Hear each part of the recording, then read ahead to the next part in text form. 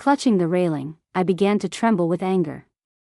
My parents had spent a huge chunk of their life savings to purchase this small villa for me as my marital home. This was my home, so why wasn't I allowed to enter the basement? Not just that, but as my husband. How dare he spit such venomous words at me? I took a deep breath to get my fury under control. Zane, how could you speak to me like this? Zane Kors kept a death grip on my pajamas. Honey, let's go upstairs first. I'll explain everything once we get back to the bedroom. Can't you explain things now? I pointed toward the pitch-black basement. Why can't I go down there? Do I not have the right to do so? I'm working out these days, and I keep my prized equipment downstairs. However, you can't see them yet. Zane walked to the bottom of the stairs, standing in my way. Why not? Because it's not the right time yet. When the time is right, I'll definitely show you. My stomach sank. I took another deep breath, trying to calm my emotions. If that was the case, why did you have to say those harsh things when you came running after me just now? I just got a little worked up. Besides, you know what kind of person I am. I have a sharp tongue, but I'm a softie inside. Chuckling coldly, I turned to walk upstairs. As if a man was capable of having a sharp tongue and a soft heart, fine. I'd wait until he went to work tomorrow to go downstairs and find out what was going on. After returning to bed, I tossed and turned, unable to fall asleep. Something fishy was going on in the basement, and it must be something big. Could Zane be hiding a shameful secret? I turned to look at him. It seemed like he wasn't able to fall asleep either. He stared at the ceiling with his eyes wide open, looking like there was something on his mind. The moonlight illuminated his defined side profile, making him look incredibly handsome.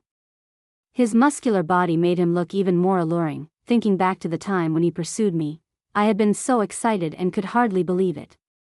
He was so handsome, while I was just a plain Jane. Just what did he like about me? He'd told me that he liked my gentleness and quietness, as well as my unique presence that I'd believed him. However, if that was true, then why did he never touch me at night? After all, I was his young, sweet wife. We hadn't even made it past our honeymoon yet. Was this normal? At last, I couldn't hold back anymore. I reached out to caress his face. What are you doing? As if he'd been shocked, he rapidly shrunk back to his side, glaring at me with disgust. He was looking at me the same way people regarded beggars or dirty stray dogs. Having come to a realization, I flipped over angrily. However, I couldn't swallow my rage. If he didn't have feelings for me, why did he pursue me? Why did he get into a relationship with me? With these thoughts in my head, I suddenly turned around again. Glowering at him, I said, "You said that we can't do it for now because of your health reasons, which I can understand. But all I did was touch you with my hands. Why did you react so drastically? I've told you countless times that I have a psychological disorder. I'm looking for a psychologist now, so you have to be patient and wait for me." Zane picked up his phone and gently patted my shoulder with it. "Honey, please wait for half a year longer. After 6 months, I promise I will love you properly." He couldn't even use his hands to touch me and had to do it with his phone. Was I that dirty? How could I believe his words? However, I didn't have any other choice but to wait for now. Sighing quietly, I flipped over. Come to think of it, I had given my husband everything. Since we started dating, I had fulfilled all of his wishes. He'd said he liked watches, so I'd bought him a luxury watch that cost 6 figures. That he'd said he liked to travel, so I'd gone around the globe with him. That he'd said he wanted to make money through investments, so I'd lent him money to learn how to invest. In other words, so long as he wanted something that I could provide, I never held back. However, after we became newlyweds, this was what I got in return. This was all because of that basement. The sun was up. As usual, I made Zane's favorite breakfast. Yet, he still remained indifferent. He ate quietly without saying a word to me. That it felt like I wasn't his wife but his maid. After breakfast, I drove him to work. We both worked in sales at the same perfume company. After parking the car, I strode into the office. Once he was gone, I left a colleague with some instructions before quickly leaving the office. I didn't take the car but instead called a cab to drive me home. Flinging open the main door, I crossed the living room as quickly as I could and rushed toward the basement. However, when I arrived, I was dumbstruck. The door to the basement had been changed. Without my knowing, it had been changed to a door with a password lock. And, without the password, it was impossible to enter. I took out my phone and took a photo of the door. I wanted to find out if there was a universal key for this type of door. "What are you doing?" Zane exclaimed, suddenly appearing at the stairway. It turned out that he had felt uneasy, so he'd followed me. He stalked up to me and slapped me across the face. "What did I tell you? Did you just hit me?" I put my phone away. "What did I tell you?" he roared again. "This is my house. Do I not have the right to enter? Besides, shouldn't you have let me know that you were going to change the door?" I screamed back. "You were supposed to wait until I had free time to tell you." He raised his arm to hit me again. I leaned back, dodging his strike. "I'm calling the police," I said, taking out my phone. My face was stinging from the pain, and I was so furious that I felt like I was about to combust. We hadn't even been married that long, and he was already abusing me. Things would only go downhill from here. Panicking, Zane grabbed my hand. "Why are you calling the police? This is my house, so why won't you allow me to go downstairs? And why did you hit me? Can't I call the police over this?" I insisted on calling the cops. "Honey, calm down," he said, lowering his voice. I had acted impulsively. Is impulsiveness a reason to hit your wife? I shook his hand off. "Let go. I have to call the police." He grabbed my hand once again.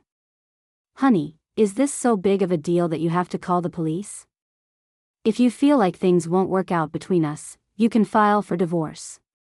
Divorce? When I heard that word, I took a step back, falling silent. Even though we weren't getting along as husband and wife, we weren't at the point where we should get divorced. Moreover, my parents had placed high hopes on our marriage. They were even looking forward to grandchildren. More importantly, if we got divorced, he would get half of this villa. That would be a huge loss for my parents. It wasn't like I agreed to it either. "If you file for divorce, you have to give me the villa," Zane continued.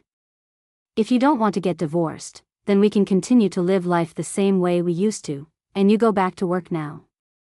After pondering it carefully, I shot him an angry look before storming upstairs. I had no choice.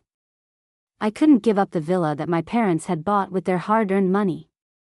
"Get back here." I stopped in my tracks, turning to look at him. "For disrespecting me, don't you owe me an apology and a guarantee?"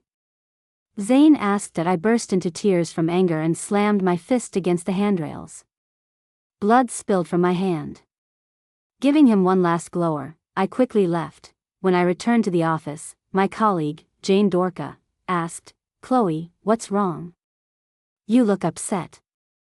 I told her I was fine and sat down to start work. My right hand was bandaged, so I had to use my left hand to turn my computer on. I didn't want Jane to see it, so I kept my right hand under the desk. "Hey." Jane sat next to me and patted my shoulder. Winking at me, she continued, "Even though you're on your honeymoon with your husband, you need to slow down. Or else, you'll drain him dry." I smiled wryly. If it was my honeymoon doing this to me, I'd admit it. "It's the weekend tomorrow, and we're going out for our company team-building excursion. The theme is family-related, so we have to bring our spouse or partner," Jane reminded me. "If you don't show up, you'll get penalized." I wasn't interested in team building, but I didn't want to get penalized. However, Zane really loved traveling. He had never missed a single company team building activity in the past. "I'll go if Zane goes," I said. I asked him earlier, but he said he's not going. If that's true, you two are going to lose your bonus this month. Let me ask him.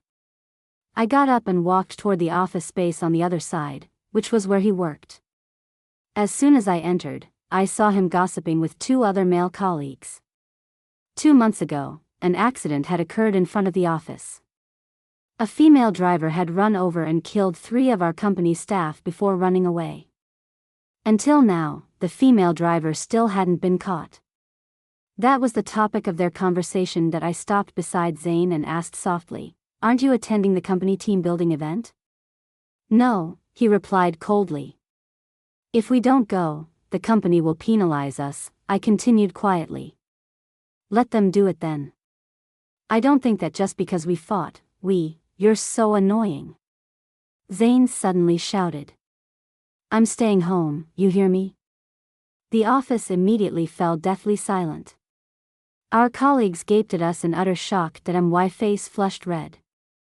I badly wanted to hide under a desk.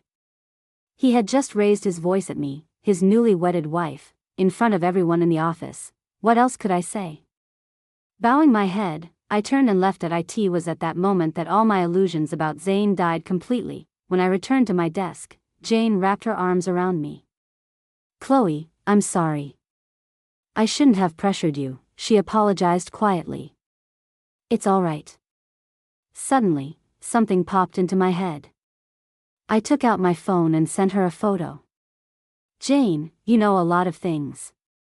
Could you help me find out if a password-locked door like this has a universal key?" Jane looked at the photo on her phone for a while before nodding. "Sure. I have a friend who sells doors like this. I'll ask her for you."